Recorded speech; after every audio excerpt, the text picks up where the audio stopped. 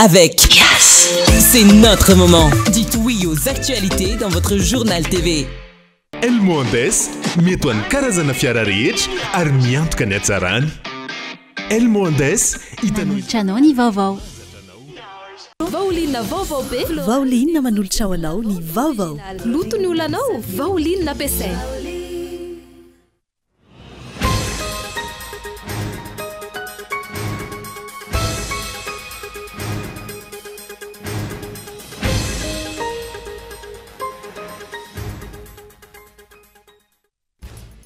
Ny ratsy ny fikarakarana ny fifidianana teto Madagasikara raha tarafina tamin'ireo fifidianana telo farany natao teto amin'ny firenena ho ny mpamakafaka politika sy nahanan-kalesona tamin'ny fanakianana sy ny sikerana nataon'ny mpisehatra isan'ny sokajy ny fanjakana sy ny seni ka tsy magaga raha izao nivoaka noho ny fanazavana. Fanaparapahefana sy fanaovana barofo ataon'ny fitondram-panjakana amin'ny fanatanterahana ilay tetikasan'ny filoham-pirenena any amin'ny nosy sakaty ho ny vondron'ireo firaisamoam-pirenena. Andro vitsilasa izay fanadiadiana ary ny tontolo iainana no lazainy fa azo atao nefa tsy misy mpiasan'ny tontolo iainana sy teknisianina. Farafahakely ny 20 ireo namony ainy vokatra ny fanafiana nataon'ny Israeliana ny aliny sabotsy hatramin'ny androany. Ny valo tamin'izy ireo no nitompo tamina sekoly toerana mpifindrammonina raha nambaran'ny tompony andraikitra palestiniana. Nanamafy ny tafika Israeliana fa tanjona tamin'ity fanafiana nabakabaka ity ny kendry ireo vondrona Hamas. Raha itsika vetrany any andindiny izay.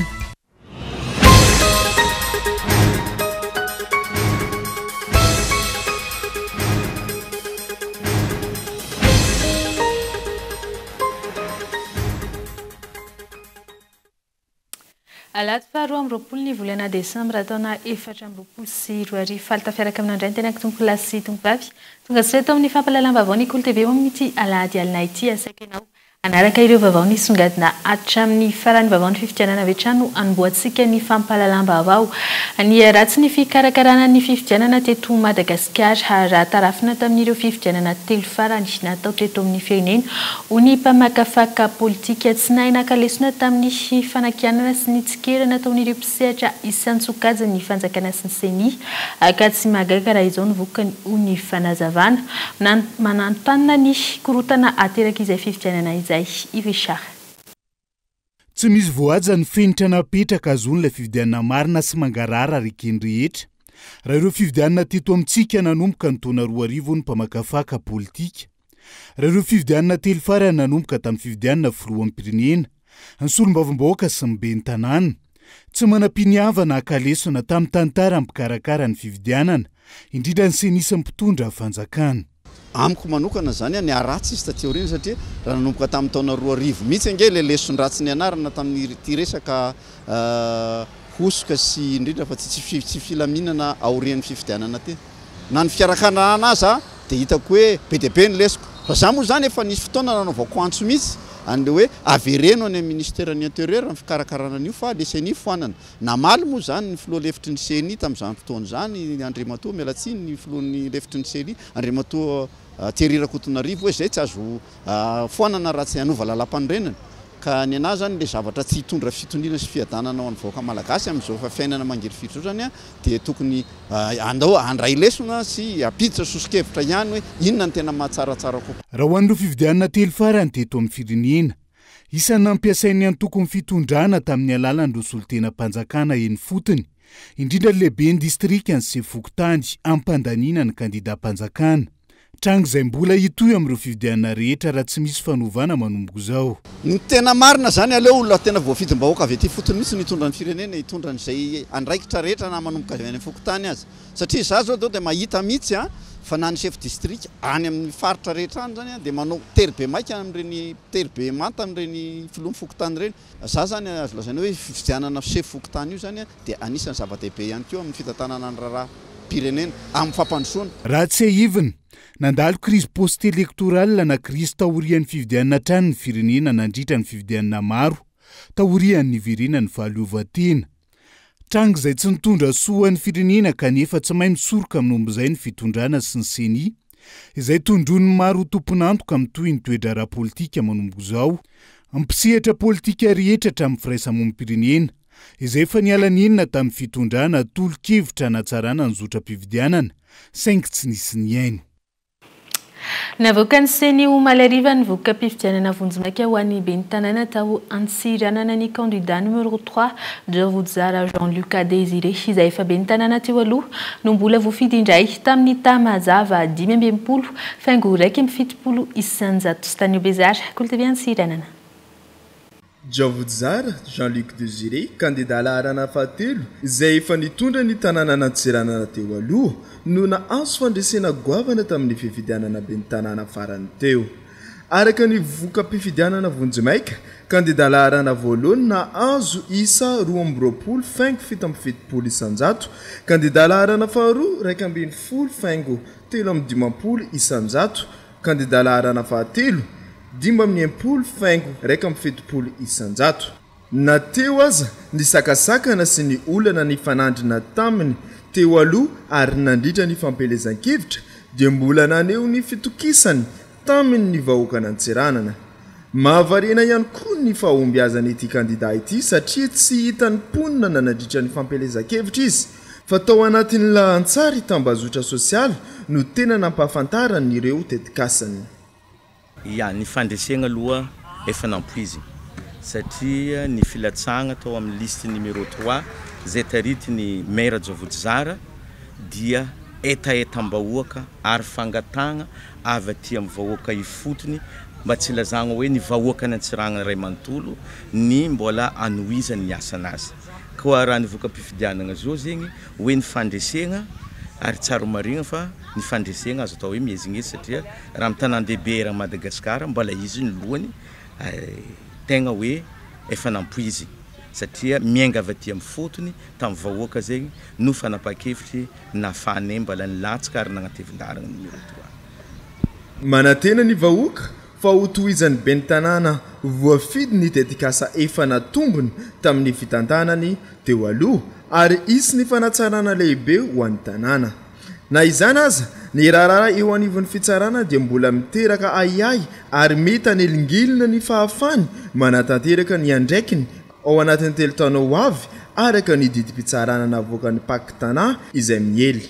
Izao vokatra izao taratra mazava fa mbola manana fitokisana lehibe avy amin'ny vahoaka io kandidat io na eo aza ny sakasakana ny sedrany ekipany. Antomasina kosa indray dia tafapetraka eo anivon'ny fampanoavana eo amin'ny fitsarana ambaratonga voalohany. Ao Antomasina ny fitoriana napetraky ny antoko malagasy tonga saina ho an'ireo lehibe ny fokontany misy 20 tsikaritra ho nanao fietsika mamofaty nandritra ny fifidianana farany teo. Eno Razafy Manana. Lehibe na fokontany misy 20 nietraketraka sy nanao fietsika mifanohatra amin'ny voalaza ny lalàna velona amin'ny fehiny fifidianana no nametraha ny antoko malagasy tonga saina fitoriana rehefa nazahoana proof fa nanao fandikan-dalàna nandritra ny andro ny fifidianana ben'ny tanàna izay nitaterahana ny 12 volana desambra lasa teo. Novantanina tao amin'ny fampanoavana tetsy amin'ny fitsarana ambaratonga voalohany Tito Tomasina ny fitoriana. Nametraka fitoriana zahay amin'ireo lehibe ny fokontany 20 eo zay hitantsika fatapoko fatapirenena ampabe maso tsisy henatra tsisy tawatra manao osika goavana ary lalàna dia mametraka tsara fa tsy azo atao ny mangalabato, tsy azo atao mividy olona, tsy azo atao ny manao eloka amin'ny resaka fifidianana. Ka tonga zay nametraka an'izany dia manantena ny fahendren'ny tribunaly, manantena ny fahendren'ny procureur anome suite an'izay zavatra zay fa zay dia matoky ny tribunal malagasy miezaka foana matoky ary atoko ngamba fa zava-dehibe zao zavatra zao satria mbola tsy naheno ako tanatin'ny tantarany fifidianana nandritra n'izay 10 taona mahery zay mbola tsy naheno hoe reo mpanao alabato zay tafiditra anatin'ny tantara satria tsy ary nisy alabato ohatran'izao tanatin'ny tantara fifidianana teto Madagasikara mbola tsy naheno hoe misy anankiray vao antso ka manantena zay fa andeha amin'izay zay zao fa zay aloha dia tsy hanaiky mihitsy raha tsy misy zavatra ohatran'izany. Tsy madio ary tsy mangarara ny fifidianana ahitana fampitahorana sy fandrahonana ireo mpanara-maso avy amin'ny antokony ny Protsakofidiny izay isan'ny loham-piapanganana napetraka ao anatin'ny fitoriana ho an'ireo lehibe na fokontany ireo. Fa ireo lehibe ny fokontany ireo dia anisan'le nanao menasy ny olonantsika, menace ny délégué de vote, menace ny superviseur ary maître Todiarno io zay hitanareo io dia nisamborina zany ve dia fividianana malalaka sy madio sy mangarara ary anatin'ny filaminana vao nahita an'iny superviseur délégué de vote dia betsaka tamin'izareo natahotra nisy niala tamin'ny bureau mpividianana satria menacé vao mahita izy hoe lehibe ny fokotany zao anao zavatra tsy mety dia miteny e tonga dia mahazo menace hoe ianao koa ve te hanaraka ny maître Todiarno zany zavatra zany nitranga misy preuve daholo zany ka zay hoa mahatoky zay fa andeha milony ary mazava fa zahay no mahazo fandresena miezaka manantena ny fitsarana anao ny asany araka ny rariny sy ny itsy ny antoko malagasy tonga saina manoloana ireo trangana tsy fanaran-dalàna miopapana nataon'ireo lehibena fokotany ireo izay nazahoana pirofo na dia sambany teo amin'ny tantaram-pirenena azy izany ho fanajana ny tany tan-dalàna Falafim-baovao hafa kosa indray fanaparam-pahefana sy fanaovana barofo no ataon'ny fitondram-panjakana amin'ny fanatanterahina ilay tetikasan'ny filoham-pirenena any amin'ny nosy sakaty onivondrin'ireo firaisamom-pirenena andro vitsy lasa izay fanadihadiana aran'ny tontolo iainana no lazaina fa atao nefa tsy nisy nampiasan'ny tontolo iainana sy teknisiana iona saina rehefa nangingina tato ato ilay fananganana hotely lehibe izay anilika ireo mponina amin'ny nosy sakaty distrika ny nosy be akory ny agagan'ireo vahoaka fa tonga tampoka tany an-toerana ny solotena-panjakana ny zoma fa 17 ny volana desambra antondian'izy ireo ny anao fanadihadiana sy ny fiatraikan'ny tetikasa ara-tontolo iainana sy ara-tsosialy zoma 17 desambra 2024 zao tamin'ny zoma lasa zay izy ny ry zareo nidina tany nisy olona vitsivitsy ry zareo tao olona 3 solontenany orinasa Green Madaland de chef topo eto Nosy be chef cantonnement eau et forêt eto Nosy be sy solontenany ministerany fizarantany de ny teny izy hoe andehanao étude d'impact environnemental nefa le office national de l'environnement tena tsy tonga tao tena tsy maneky zay avao satria tsy fantatra tsy mazava mihitsy hoe ino ny tena tiany atao tsy hitanay le projet andeha ataony asorina nareo izy fa afindra toeran-kafa eza le toerana tsy nisy fampandrenesana mialoha araka ny voalazany lalàna ihany koa ary tsy nisy solontenany ONE na ny office national de l'environnement izay tompony andraikitra sy manam-pahefana amin'izay fanadihadiana izay niaraka tamin'ireto délégationna ireto ho iatra ny fanio-kevitry ny mponina ity tetikasa ity izay efa tsy nazava hatrany ampiandohana société orinasa anankiray mitondra anarana hoe Green Madaland nahazo bail emphytéotique amin'ny fanjakana tamin'ny 16 août 2016 nanao fanoherina zay fokon'olona tamin'ny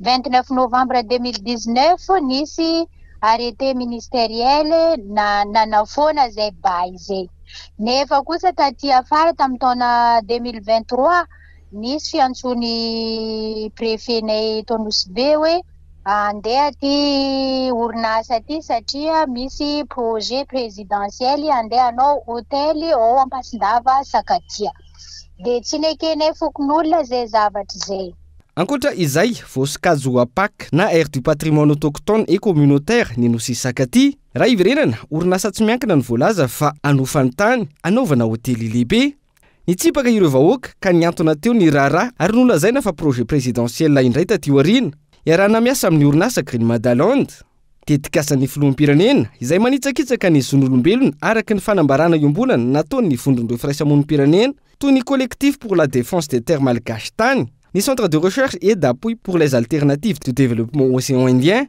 isan'ny zo vohitsakitsaka ny ahafantatra sy anapa-kevitra mikasika ilay bail emphytéotique izay voafaritra mazava ao anatin'ny lalàna mifeny fananantany fa tsy azo ampanofaina ny Nosy eo ihany koa ny zo ara-kolotsaina ny zo ara-tontolo iainana ny zo anana fonenana sahaza sy ny maro hafa dia izay ihany koa mamarina ny tapany voalohany fampalalam-baovao mamefitrananao anatin'ny tapany faharoa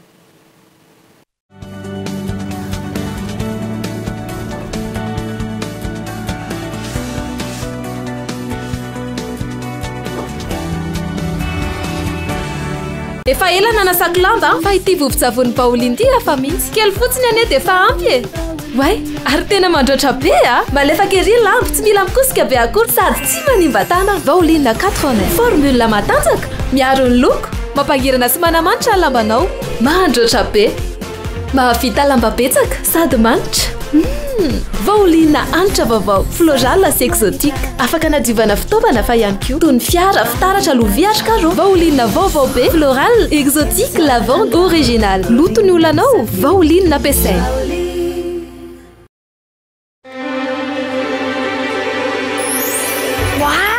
ohatran'le amin'ny film reny mihitsy tsy le chocolat any mami telaky lalateko be jerena ty e mety be amin'ny décoration atsika afa ihany no manomana fety miaraka amin'ny fianakavy ianao koa manomana krismas mahafinaritra miaraka amin'ireo olontianao ao amin'ny Carrefour sy Jumbo Score tratro fety mirary fety sambatra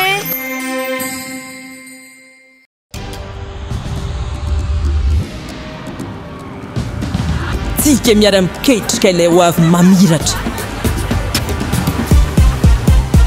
miara-manoriny mamoriny tsy hijanona tsony satria efa hainao fa tsika tanora no tompony ndao ifandray hitady inspiraka vaovao hanoratra ilay peizy vaovao mety amintsika afaka mamoriny maneho ny maizy atsika efa aty amintsika zao ny baolina tsisy anakantsika satria isika iray mifandray miara-manokatra lalana vaovao ka tonga le fotoana zao dia zao ndao falera Thelma miova o yes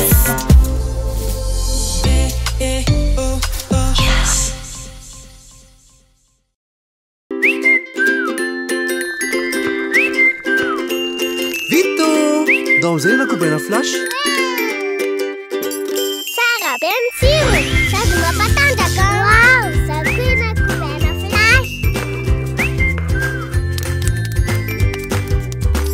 Mapatsiro sainy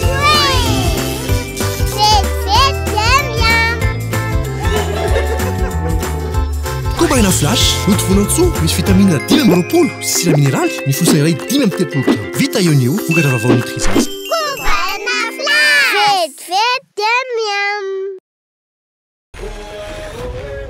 Avec Canal+, chaque jour est une fête. Jusqu'au 31 décembre, accédez à l'univers Canal des 55 000 aréas avec la formule Access et le kit complet, parabole incluse et installation gratuite. Un feu d'artifice d'émotion vous attend sur les chaînes Canal+, Ciné, Novelas TV et Novegas. Vivez des événements sportifs inédits avec la Ligue des Champions, la NBA, les sports de combat et sports mécaniques, sans oublier les dessins animés pour petits et grands. N'attendez plus! Offre valable dans la limite du stock disponible.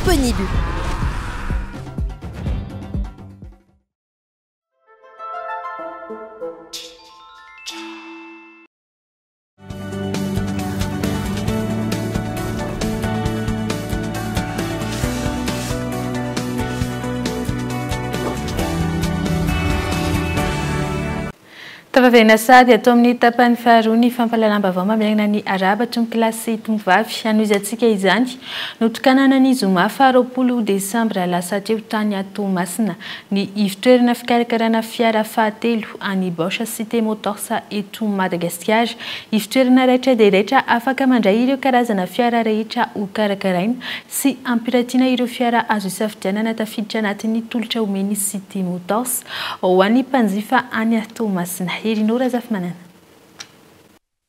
Eto Ampasimazava ex-depostatra no ivitoerana fahatelo fikarakarana fiara sy fampiratiana ireo fiara atolotry ny Bosch Cité Motors ho an'ny mpanjifa ny eto Madagasikara. Manatombo kokoa ny fanomezana fahafampo an'ny mpanjifa ato amin'ny Bosch Cité Motors amin'ny alalan'ireo tolotra maro samihafa fikarakarana fiara natao saza ho an'ny daholobe. Ampahafantarina anareo fa misokatra amin'ny fomba ofisialy ety amin'ity faritra ity ny centre auto Bosch Cité Motors. Ato amin'ny Bosch Cité Motors moa zany dia service entretien no atao.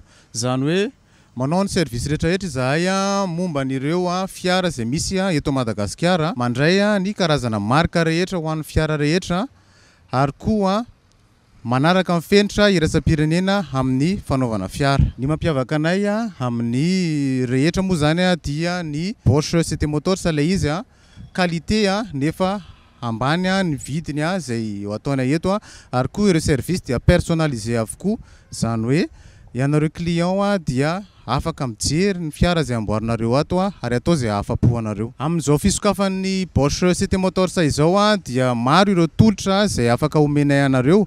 Anisan'izany ny karazana diagnostika na mécanique io na électronique, misy ihany koa ny parallélisme sy ny géométrie izay ho hitanareo ato amin'ity centre ity. Ny Bosch Cité Motors dia efa mandray client manomboka anio ary mitohy foana ny offre rehetrarehetra na ihany koa ireo karazana tolotra zay mety mampiavaka anay mandritra nyity taona 2024 ity. Ankoatra ny fikarakarana fiara, maso ivom-panaparitaka fiara raitra dia raitra isan-karazany manaraka ny fivoaran'ny teknôlôjia ihany koa ny CT Motors. Ampiratiana eto amin'ity toerana ity avokoa ireo fiara kodiaran-droa, kodiaran-telo, kodiaran-efatra sy ny maro hafa. CT Motors, donc c'est une entreprise certifiée ISO 9001 version 2015. Nous sommes représentants officiels donc des marques Great Wall, Aval, Power, KI et également nous sommes présents en tant que concessionnaire automobile depuis 16 ans. Voilà. Nous sommes également dans la partie 2 roues parce que CT Motors donc c'est 4 roues, 2 roues et 3 roues. Sur les 2 roues, nous sommes avec Kawasaki, nous sommes avec Royal Enfield, nous sommes avec Kymco et la marque Hero également. Sur les 3 roues, donc, nous sommes représentants de la marque Piaggio. Nous sommes aussi présents dans tout ce qui est quad, SSV et les jet skis. Voilà, donc ce sont les solutions que CT Motors offre aujourd'hui à toute sa clientèle dans tout Madagascar, mais spécialement pour la clientèle qui est à Tamatave. En ce qui concerne la présence sur Tamatave, donc il est important pour nous d'être plus proche, plus près aussi de la clientèle de Tamatave, de manière à leur fournir un service personnalisé, un service spécifique également qui correspond le plus à leurs besoins. CT Motors ne se contente pas uniquement de vendre des produits, de l'automobile, les voitures, les motos, les tricycles, mais assure surtout le service après-vente. Il est très important pour nous d'assurer le service après-vente. Nous avons tout un dispositif prêt et qui est à disposition de toute la clientèle à Tamatave. En matière de SAV, donc, nous avons ouvert aussi notre centre Bosch à Tamatave, donc à partir de maintenant, mois de décembre. Un centre donc, qui est multimarque, donc nous sommes en mesure de prendre en charge toutes les marques, tous les modèles de véhicules et de motos également. Et aussi bien évidemment donc, les marques que nous représentons comme Great Wall, Aval, Power et KI comme je vous ai dit tout à l'heure. Misokatra isan'andro mandritra ny andro fiasana ny Bosch CT Motors eto Ampasimazava Tomasina ity. Mandray ny mpanjifa ny mandritra ny tontolon'andro tsy ankiato manomboka amin'ny 7 ora maraina ka hatramin'ny 10 ora ariva ho fanakaikaizana sy ho fanomezana fahafaham-po ny mpanjifa.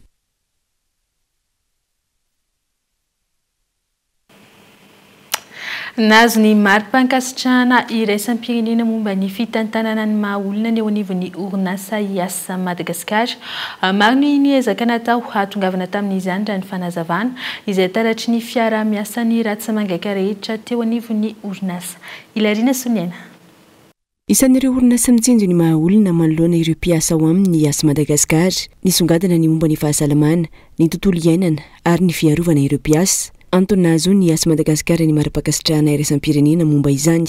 Ezaka be ilay izy dia engagement amin'ny direction générale satria tsy ny orinasa rehetrarehetra no mahavovoana ho amin'ny santé, sécurité ny olona izay miasa ao aminazy sy ametraka ny norme environnementale ao anatin'ny orinasa. Betsaka zany zavatra nataonay izany hoe nanao analyse na risque, évaluation ny risque mety izy mety kasika zany any mpiasa ao anatin'ny tontolo ny asa na ny mpiasa manao installation sur terrain na ny mpiasa ataon'ny birao dia napetraka hoe inona ny mesure tsara raisina zany mba hiarovana ny zareo par rapport amin'izay risque zay. Nandalo famakafakana avokoa ny mahakasika ny fampidinana ifotony sy ny fanomezana andraikitra ireo mpiasa eo anivon'ny IAS Madagasikara raha ny fanazavana ihany. À partir de ça, afahanay déployer formation adaptée ohatry hoe ny collaborateur anay niakatra pilote heritreritra dia misy formation obligatoire, habilitation obligatoire, visite médicale obligatoire tsy maintsy arahana daholo sany izay etapa rehetrarehetra izay ho an'ny partie environnement namoaka mesurer zany hoe nahoana ny impacte ny activité en société ny tontolo iainana mesurena ilay izy napetraka nasina misy engagement avy any amin'ny direction dia nametraka objectif décliné amina plan d'action izay arahanay mba ahafahana miatandra ilay izy. Tsy ny maha-olona ihany nojereny orinasa iasy Madagasikara manokana fa ny fitaovana ampiasaina ihany koa manaraka ny fienitra iraisam-pirenena avokoa izany raha nitatitra ihany. Miamroborobo amin'izao fotoana izao ireo karazana osika amin'ireo akanjo fitafy fioronin'ireo mpandraharaha izay entina anasogadinana ny akanton'ny Madagasikara tsy mbola ampy ny fandraisana anjara ny omampiana ny malagasy de la propriété industrielle amin'ny fanampiana ireo mpamorona amin'ny ady atao amin'ny osika amin'izao fotoana izao indrindra fa ny fampiasana ireo logo sy emblème tsy nazahoana lalana avy amin'ny tsopony. Henri Florian. Nandritra ny enitaona lasa izay tsy mitsahatra miroborobo hatrany ireo karazana osika amin'ireo vokatra malagasy vokarin'ireo orinasa mpanao modely sy sary famantarana ary lasibatra betsaka amin'izany ireo akanjo fitafy izay nataon'ireo mpamorona ahafantarana ny akanton'ny Madagasikara indrindra fa aseho amin'ireo vahiny mpizahatany tonga eto amintsika miparitaka any amin'ireo tsena lehibe rehetra eraiky Madagasikara ireo vokatra osika ireo ary isany ahitana azy betsaka indrindra ny tapany atsimo sy ny tapany avaratry ny nosy iray manontolo iny raha ny nambaran'ireo mpandraharaha nanaovana fanadiadiana voarara ny lalana fehezan-dalana famaizany ny fanaovana osika indrindra fa ny fampiasana ny fitaovana namarika na mpandraharaha tsy nazahoana alalana na efa napetraka eo anivony OMAPI na ny ofisy malagasy de la propriété industrielle aza ny asa famoronana tsy misy akony eo amin'ny ady amin'ny osika ny fomba fiasan'ity vondrona ity hono teo anivony orinasa Maki compagnie izay iharany osika maro samihafa amin'izao fotoana izao. Ny orinasa moa zany hatramin'ny tomboan'ny orinasa fa nanomboka nanangana ny orinasa zay ny logo tenentsika sy ny emblème ny société efa nidéposena daholo any Maki dia saina iray manontolo rehetrarehetra ireo déposé daholo any amin'ny OMAPI. Ny fandraisana nataon'ny OMAPI moa zany rehefa mandeha ny eny amin'ny fitsarana afaka ataonay ny ino moa ampiasaina ny certificat omeny OMAPI hoe ianao no tompon'ny dessin zavatra tiako hoe tsindriana kely fotsiny hitako hoe tsy ampy zany zay fandraisana anjara ny OMAPI zay fa tokony hoe mba misy fanampian'ny OMAPI an'ilay orinasa au niveau an'ny na rehefa mitoro zany ny olona anankiray hoe momba ny sariny angalarin'olona tokony mba mijoro ny OMAPI ho anatrehan'ny fitsarana na ohatr'izany manampy an'ilay olona fa tsy hoe vitan'ilay certificat fotsiny ilay izy. Na mafisin'ireo mpandraharaha fa sarotra tanteraka ny ady amin'ny osika eto amintsika amin'izao fotoana izao noho ny tsy fampian'ny fitaovana sy ny tsy fanarahana ny arofenitra makasika ireo asan'ny mpamorona izay. Mahasarotra azy koa ny eo amin'ny fitondram-panjakana mbola tsy hitako hoe mbola tsy arofenitra zany ny fiarovana ny propriété intellectuelle moa fitenitsika anazy zany mbola tsy tena ao tsara Madagasikara amin'izay fiarovana ny asa famokarana intellectuelle ho an'ny orinasa zany satria io misy an'ireo entana sasandreo any tsy vita eto fa farana avy any ivelany donc dikan'izany farana avy any ivelany zany mipaso douane ireo dia nefa ny tsy hitany douane ilay izy hoe osika ne reto na ana fa dia miditra fotsiny satria entana miditra fotsiny. Maro ireo orinasa mijoro ara-dalàna izay mamelona olona anjatony maro no latsibatra ny osika amin'izao fotoana izao izay misy fiantraikany goavany amin'ny lafiny fidiram-bola sy ny vokatra izay san'izy ireo. Andrendren'ireo mpamokatra araka izany ny isian'ny fiarovana manokana hanamafisana bebe kokoa ny vokatra vokarin'izy ireo mba hisoroana ny mety ho faty antoka. Amin'ny maresaka anivelany kosa indray farafakely ny 7 ireo namony ainy vokatry ny fanafiana nataon'ny Israeliana ny aliny sabotsy hatramin'ny androany ny valo tamin'izy ireo ny tompo tamina sekoly toeran'ireo mpifindra-monina raha nambarany tompon'andraikitra palestinien nanamafy ny tafika Israeliana fa tanjona tamin'ity fanafiana nabakabaka ity ny kendry ireo vondrona Hamas izay mialokaloka miaraka amin'ireo mpitsaponenana izay mety anomana fanafiana indray. dia izay ihany koa tompoko lasy tompoko vavy no mamana ny fampalalam-baovao eto amin'ny Kolo TV amin'ity anay ity izao ny sikeritry ny tokantrano nanaraka izany hatramin'ny farany velomany ko.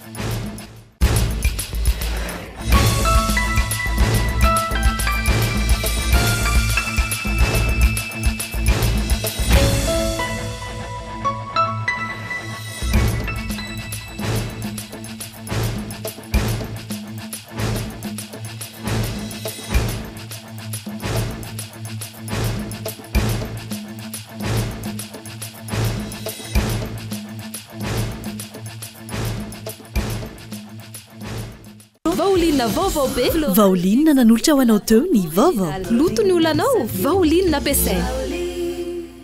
Elmondes mety ho an'ny karazana fiara rehetra ary miantoka ny hatsarany.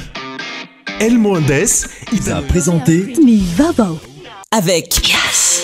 C'est notre moment. Dites oui aux actualités dans votre journal TV.